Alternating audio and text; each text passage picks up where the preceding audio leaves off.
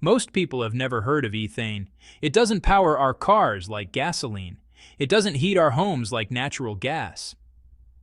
Yet this colorless, odorless chemical sits at the foundation of modern industrial civilization. Without it, the plastics in your phone, the synthetic fibers in your clothing, the rubber in your tires, none of these would exist in their current form.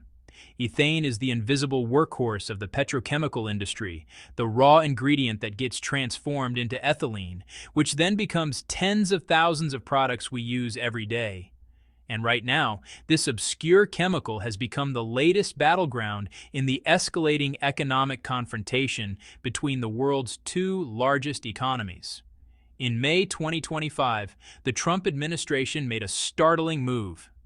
Three massive cargo ships, supersized ethane carriers, were sailing across the Pacific Ocean toward China, loaded with 2.2 million barrels of ethane worth over $200 million. Then, without warning, American authorities ordered them to stop. The shipments were blocked. Export licenses were denied. The reason given? National security concerns. This wasn't just another tariff dispute or trade skirmish. This was a direct attempt to cut off a critical industrial input that China had become heavily dependent on. But as we'll discover, this strategy may have backfired in ways Washington never anticipated. If you're interested in stories about global trade, energy politics, and economic strategy, make sure to subscribe so you don't miss our upcoming investigations. Now let's dive into the ethane crisis.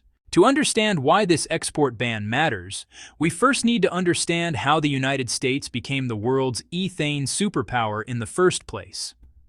The story begins with America's shale revolution, a technological transformation that reshaped global energy markets over the past 15 years.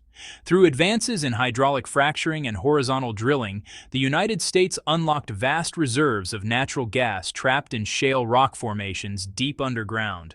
Production exploded. By 2023, American natural gas output had reached extraordinary levels, an average of 112 billion cubic feet per day. That's more than a quarter of total global production, making the United States the world's largest natural gas producer by a significant margin. But here's what most people don't realize. When you extract natural gas, you don't just get methane. You also get what's called natural gas liquids, a mixture of heavier hydrocarbons that includes ethane, propane, and butane. For every 100 cubic meters of shale gas that comes out of the ground in the United States, approximately 30 cubic meters of these natural gas liquids can be separated out. And within that mixture, ethane makes up roughly 42%. The real gold mine is the Permian Basin, a massive geological formation stretching across western Texas and southeastern New Mexico. The shale gas here is particularly rich in ethane, with concentrations typically ranging between 12 and 35%. That's substantially higher than most other gas fields around the world. As drilling technology improved and became more cost-effective, production soared. By 2024, the United States was producing over 61 million tons of ethane annually, more than half of the world's total supply. And crucially, domestic demand couldn't absorb all of that production, which meant American companies had surplus ethane to export.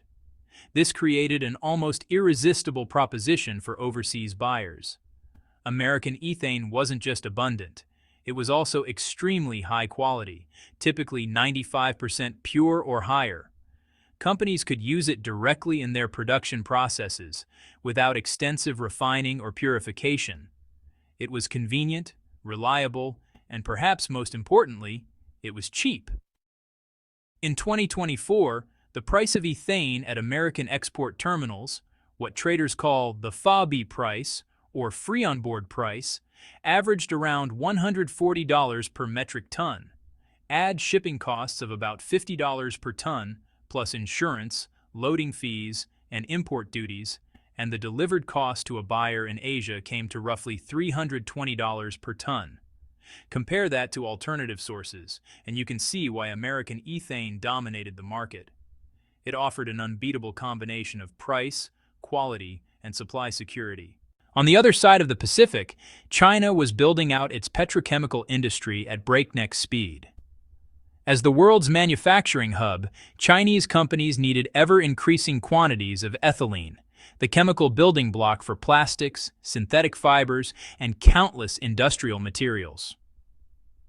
There are several ways to produce ethylene. The traditional method involves cracking naphtha, a petroleum-derived liquid, at high temperatures. But ethane cracking is more efficient and often more cost-effective. If you have access to cheap, abundant ethane, it makes economic sense to build ethane crackers rather than naphtha crackers. And that's exactly what China did. Attracted by the favorable economics, Chinese petrochemical companies invested billions in new ethane cracking facilities. These plants were specifically designed to use American ethane as their primary feedstock. The numbers tell the story. By 2024, China's ethane demand had reached approximately 6.8 million tons per year. Of that total, domestic production supplied only a tiny fraction, just 1.27 million tons. The remaining 5.53 million tons had to be imported. And here's the critical point. 98% of those imports came from a single source, the United States. China had essentially built an industrial dependency. Almost the entirety of its ethane import infrastructure, the storage terminals, the pipelines, the cracking facilities, was optimized for American supply. This made perfect business sense from a pure economic standpoint. American ethane was the cheapest, highest quality option available. Why diversify your supply chain if it means paying more for an inferior product? But this calculation ignored the geopolitical dimension. As tensions between Washington and Beijing intensified over technology, trade, and regional security, China's dependence on American ethane created a vulnerability that could be, and eventually was, exploited. The restrictions began in May 2025 when the Trump administration announced a new export licensing system for ethane shipments to China. From that point forward, American companies wanting to export high-purity ethane, specifically ethane with purity levels above 95%, would need explicit approval from the U.S. Department of Commerce before each shipment could depart. This was a significant policy shift. Unlike tariffs, which raise the cost of trade, export licenses create uncertainty. They give government bureaucrats the power to approve or deny transactions on a case-by-case basis. For companies trying to fulfill long-term contracts and maintain reliable supply chains, this uncertainty can be as damaging as an outright ban. The real shock came in June, when 3 large ethane carriers already en route to China were suddenly intercepted. These ships, chartered by major American energy companies, Enterprise Products Partners and Energy Transfer, were carrying a combined cargo of 2.2 million barrels of ethane, a shipment worth approximately $200 million. The companies found themselves in an impossible position. They had contractual obligations to deliver this ethane to Chinese customers. Failure to deliver would trigger massive penalty clauses potentially exceeding $200 million. So Enterprise Products urgently filed an application for the required export license, hoping for a swift approval that would allow the ships to complete their journey. The application was rejected. The U.S. Department of Commerce cited national security concerns, arguing that ethane could potentially be diverted to military applications in China. The 3 ships were ordered to turn around and find alternative buyers. This justification raised eyebrows among industry analysts. Ethane is a commodity petrochemical used primarily to produce plastics and other civilian materials. While it's theoretically possible that derivatives of ethylene could have military applications, many chemicals have dual-use potential. Ethane itself is far removed from any weapons production process. The real motivation appeared to be economic coercion. By restricting access to a critical industrial input, Washington hoped to pressure Beijing on other issues, particularly China's dominance in electric vehicle manufacturing, an industry where Chinese companies had captured more than 70% of the global market. But if this was intended as a pressure tactic, it quickly became clear that the strategy had significant drawbacks for American companies as well. The Boomerang Effect. Trade restrictions tend to have unintended consequences, and the ethane export ban proved no exception. While the policy aimed to hurt Chinese industry, it immediately created serious problems for American ethane producers and exporters. The fundamental issue here is really one of supply and demand. China had become the single largest export market for American ethane, accounting for roughly 46% of all U.S. ethane exports in 2024, approximately 4.7 million tons. Industry analysts had projected that Chinese demand would continue growing, potentially reaching between 6.3 and 8.2 million tons in 2025, which would be an increase of 9 to 34%. Suddenly cutting off access to this massive market left American exporters scrambling. Unlike crude oil or natural gas, which have deep, liquid global markets with lots of buyers, the market for ethane is much more limited. Only a handful of countries actually have the specialized import infrastructure needed to receive and process large ethane shipments. Europe absorbs some American ethane exports, but European chemical companies operate in a mature, slow-growth market. They just weren't looking to dramatically increase their ethane purchases. Other Asian markets like Japan and South Korea have some capacity, but nothing that even comes close to China's appetite. This created an immediate storage crisis. The 3 intercepted ships represented just the beginning. Enterprise products. Partners faced a particularly acute problem. The ethane that was supposed to go to China was now backed up at export terminals, accumulating costly storage fees of approximately $300,000 per day. And storing ethane isn't simple or cheap. This is an extremely volatile chemical with a boiling point of negative 88.6 degrees Celsius. At normal temperatures, ethane immediately vaporizes. This means it has to be kept in specialized cryogenic tanks maintained at ultra-low temperatures. An expensive, energy-intensive process. Storage capacity is also finite. If the ban continued for an extended period, let's say 6 months, American facilities could reach maximum capacity. At that point, companies would face an unthinkable choice. Either vent the ethane into the atmosphere or burn it off in flares, essentially destroying hundreds of millions of dollars worth of product. The market responded pretty predictably.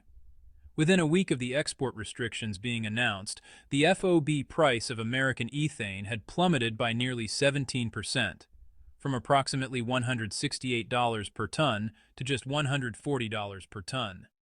This price collapse threatened the profitability of the entire American ethane production sector. Energy companies that had invested billions in production facilities and export terminals based on projected cash flows from Chinese sales suddenly faced severe financial pressure. Some even began considering shutting in production, deliberately stopping the extraction of natural gas liquids to avoid flooding an already oversupplied market. Interestingly, as American prices fell, so did the landed cost of ethane in China, at least temporarily. Chinese importers who could still secure shipments from existing inventory saw their costs drop by about 6.7%. This was hardly the outcome Washington had intended. The episode illustrated a broader principle in economic statecraft. When you weaponize trade, you often hurt your own industries as much as your adversaries. American companies lost a major customer, faced storage crises, and saw their revenues collapse.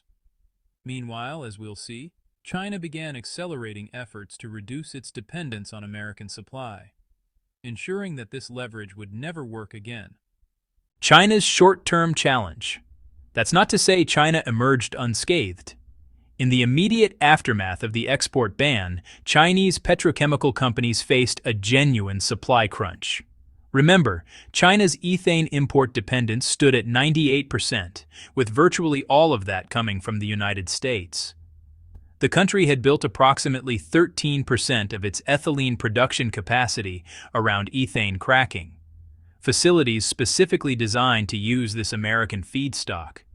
If American ethane supplies were cut in half, industry analysts estimated China would face a raw material shortfall of roughly 3.57 million tons.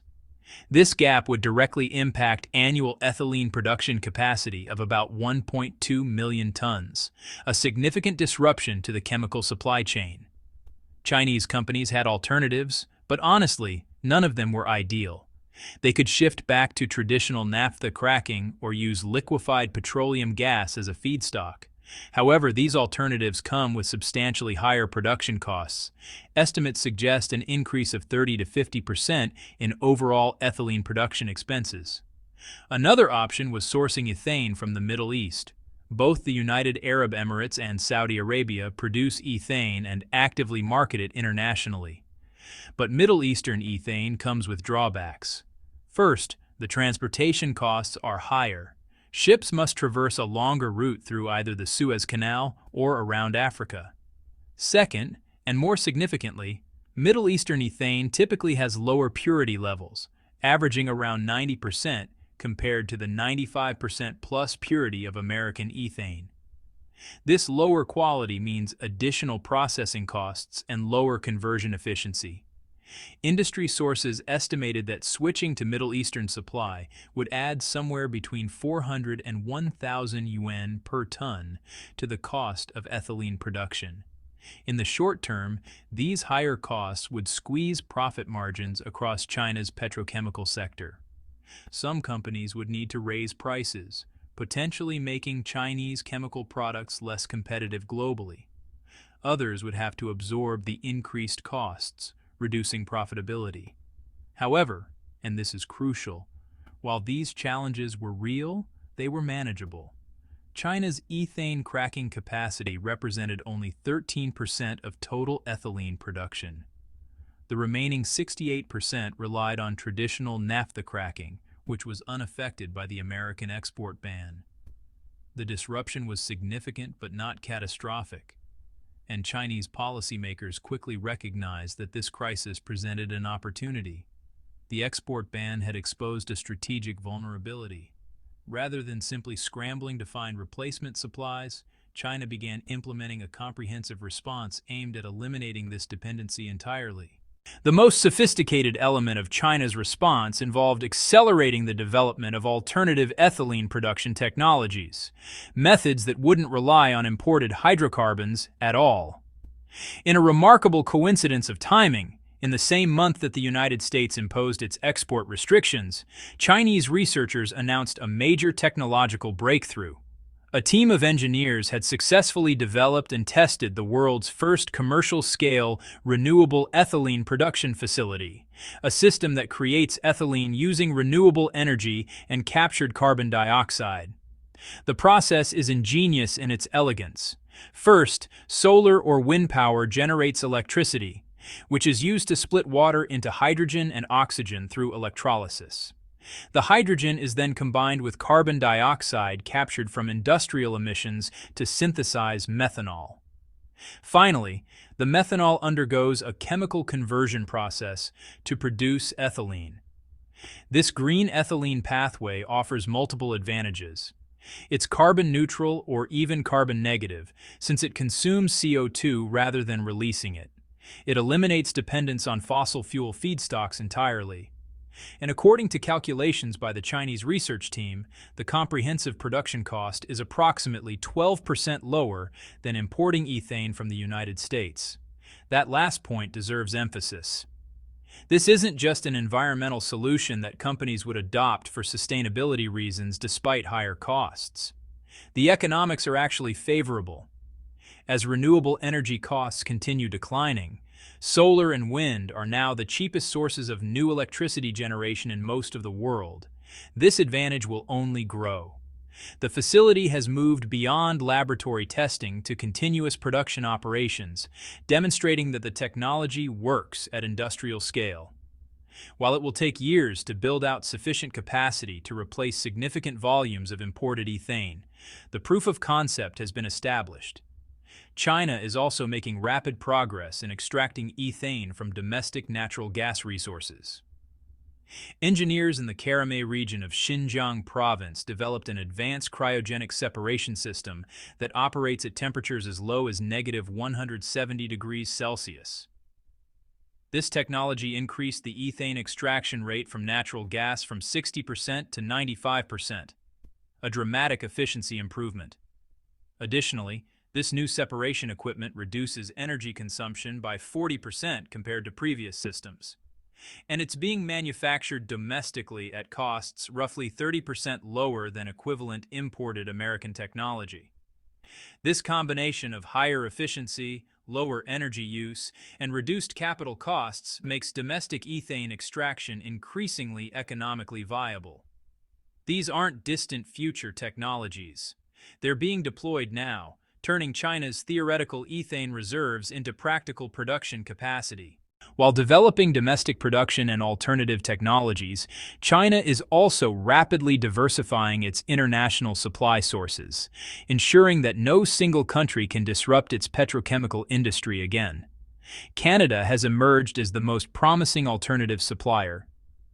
Canada possesses abundant natural gas resources, particularly in the western provinces of Alberta and British Columbia. These conventional and shale gas fields contain substantial volumes of natural gas liquids, including ethane. Current Canadian production capacity stands at approximately 4 million tons per year. Canadian ethane offers several advantages over American supply. Production costs are slightly lower, around $180 per ton compared to $200 in the United States. Purity levels are actually higher, often approaching 99% compared to the 95% typical of American ethane. And critically, Canadian energy companies are highly motivated to develop Asian export markets as an alternative to depending entirely on sales to the United States. Canada is currently constructing what would be the world's first net-zero emissions integrated ethylene production and derivative manufacturing facility. This ambitious project involves a total investment of $6.5 billion and includes three main components: a new ethane cracking unit, polyethylene production lines with annual capacity of 2 million tons, and upgrades to existing facilities to achieve carbon neutrality. The project is being developed in phases. The first phase, scheduled for completion in 2027, will add approximately 1.285 million tons per year of combined ethylene and polyethylene capacity.